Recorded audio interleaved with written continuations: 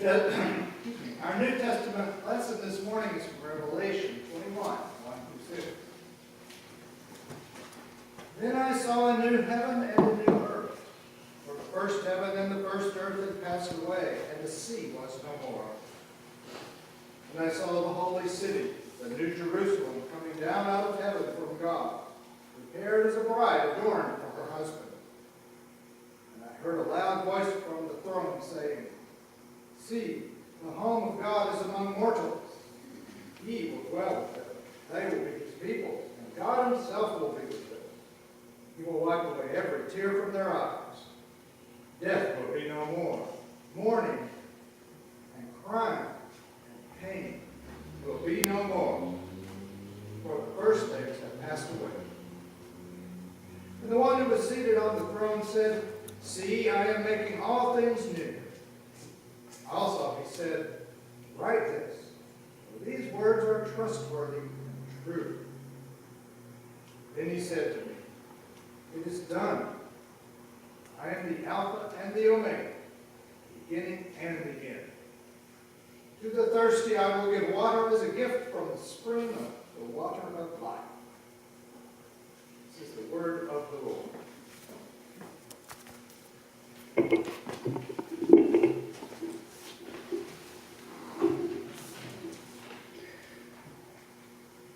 In this presidential year, each presidential candidate puts forth a vision for the country. When you have a vision, it means you can see, and you can see in your imagination, and you can envision possibilities, even a new identity for the nation, and that future vision is always better than the past, and even the present. And whether it's Trump or whether it's Feel the Burn, it's a great vision for the future. Now, if God were running for president as a third-party candidate, God would have a vision for the country too. And the book of Revelation shows God's vision. The author John was being constrained on the island of Patmos, which is off the coast of what we know as Turkey today, in the Aegean Sea. Now, Revelation is an apocalyptic type of literature. It is a kind of literature in which there is the attempt to reveal the transcendent in the temple. Hence, revelation, reveal. Theologian Karl Barth always talked about Jesus Christ being God's revelation to the human family. Now, this literature uses dream-like symbolism in which there is cast a strange vision of the end time. But you know what? The vision is not only about the end time. John was actually writing to early Christians who were having a tough time in the present. And John wanted to give them hope. Now, for example, the only other apocalyptic literature in the Bible is the book of Daniel in the Old Testament. And Daniel, among other kinds of symbolism, talks about these beasts. And one of the beasts represents Greece. And in Revelation, this beast starts taking on the qualities of the Roman Empire. Well, now some people start trying to decode Revelation to the point where you could just write it out in prose and understand everything about it according to some period in history. And then others, they try to disconnect it from history altogether and just use it as a kind of odd roadmap of the end time, fulfillment of history. Well, neither of these things really works if you're going one extreme or the other. Instead, the attempt to speak about revealing God in the midst of the human community must retain some symbolism and mystery. It is the revealing of the eternal into the temporal. And it seems like even the vision of the end time is sort of a way of envisioning the eternal breaking into the temporal. The eternal being revealed to the human family. And that vision pictures God and Jesus, the Lamb, remember the Passover Lamb, dwelling in the human community. Well, would it be like if God were dwelling in the midst of the human community? In the midst of the nation, in the midst of the world? What is God's vision for us? So if God were running for president, then God would have to set forth that vision for the country like the other candidates. So let us imagine candidate God out on the campaign trail at a town hall meeting. Of course, you're up close and you can have dialogue and ask questions, and so a citizen raises his hand. God, what is your vision for our nation? God responds, my vision is much bigger than those of the other candidates. I will do nothing less than create a new heaven and a new earth for you to live in. And there will be no more sea. Well, God, you mean you're going to remake, reinvent, re-envision your creation? Yes. But why will there be no seas? Now, upon that question, God is undoubtedly thinking privately, you silly people, when will you stop taking me so literal? You should know, God says, that the sea is an ancient symbol, often representing such things as chaos and evil. You know how those scary things come out of the sea and scare the sailors. Well, these things, chaos, evil, they have caused such pain and suffering to my human community. I think we need a world without these things. When the old world is gone, the old problems are gone. You know, I've seen my people persecuted by Nero in Rome. I saw believers put up on posts and lit a fire as if they were candles to light Nero's path. I see people today who claim to believe in me hurt each other with physical violence, verbal abuse, and emotional turmoil. People in the old world are very inventive when it comes to inflicting pain on each other.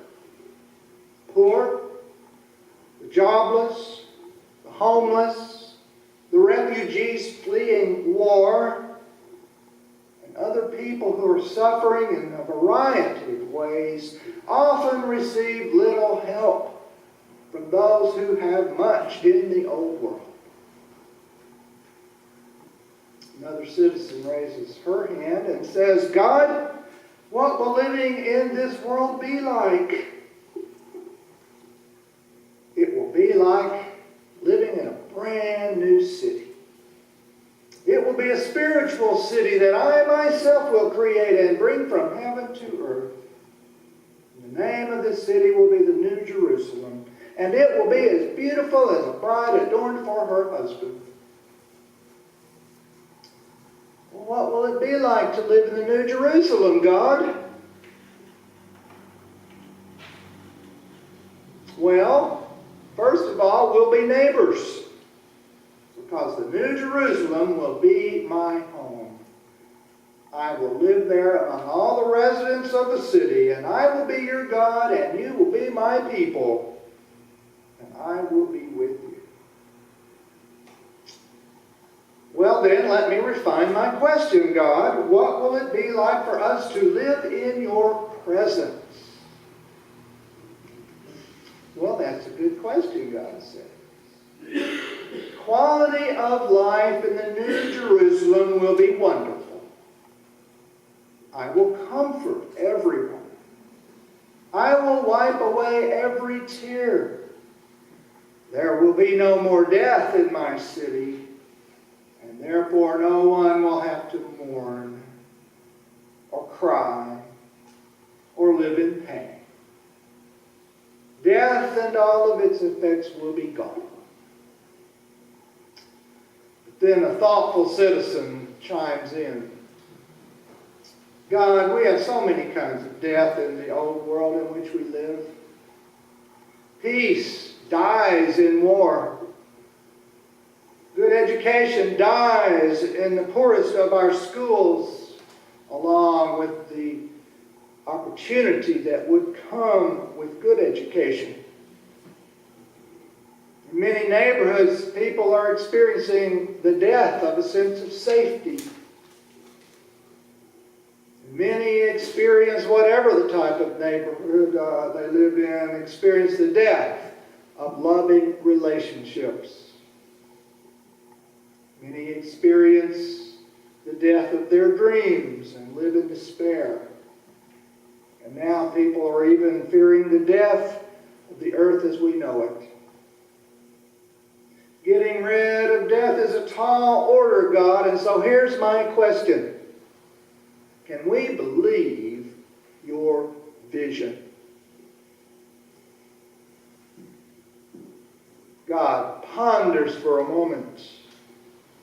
He says, do you remember from the Gospels when my son Jesus said to repent and believe because my kingdom has come near? He was giving you a foretaste of the new world. He was giving you a foretaste of my dwelling among you. It's coming into being. My words are trustworthy and true. I alone have the power to create the new world. I alone am not only the beginning, but also the end. I am not only the creator, I am the fulfillment of my creation. And in place of that frightening sea of chaos, I will give the water of life to those who thirst. And it is that same water that Jesus gave to the woman at the well. He said she would drink that water and never thirst again. She would drink in my love, my forgiveness, my healing, and she would have life. All right, there's time for one more question. So somebody else raises their hand. God, how can we help? Good question, God says. Be the church. Make it a spiritual community like the New Jerusalem. Dwell with my Spirit that I have given you. Follow the teachings of my Son, the Lamb, who will dwell with me and you in the New Jerusalem. Wipe away each other's eyes, the tears from your eyes. Proclaim new life in the face of all kinds of death. Work to end the poverty that so destroys people, that they might have hope. Work for the healing from pain. Forgive one another. And work to give that spiritual water to those who are drowning in the sea of chaos. And you yourselves drink in that water of new life that I give you freely. So live in hope. And remember that I am the Alpha and the Omega, the beginning and the end. And I will be with you always. Oh yes, one last thing. Vote for me.